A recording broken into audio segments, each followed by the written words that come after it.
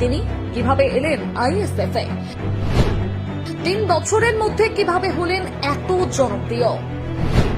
বর্তমানে রাজ্য রাজনীতিতে আলোচিত একটি নাম নওশাদ সিদ্দিকী। ভাঙড়ের নতুন নেতাই বলা যেতে পারে নওশাদকে। আইএসএফ এর একমাত্র বিধায়ক তিনি, একেবারে তরুণ, অল্প বয়সী, কিন্তু তেজ আর সাহসে তিনি ছাপিয়ে যাবেন বড় বড় দুঁদে নেতাদের। তিনি ভাঙড়ের বিধায়ক। ইতিমধ্যে নওশাদের দাপুটে ঘুম উড়েছে তৃণমূলের হেভিওয়েট নেতা আরাবুল শওকত মোল্লার। অনেকটা সিনেমার গল্পের মতো নওশাদের উত্থান। 2021 সালের বিধানসভা নির্বাচনের ফল প্রকাশের আগে পর্যন্ত কেউ চিনত না এই তরুণ নেতাকে। রাজ্য রাজনীতিতে অপরিচিত নাম ছিল নওশাদ সিদ্দিকী। এরপর থেকে শুরু আসল খেলা। সময়ের সঙ্গে পাল্লা দিয়ে আলোচনায় এসেছে আইএসএফ নেতা নওশাদ সিদ্দিকীর নাম। নওশাদকে সেভাবে না জানলেও তার দাদা আব্বাস সিদ্দিকীকে সকলেই এক নামে চেনে। রাজ্য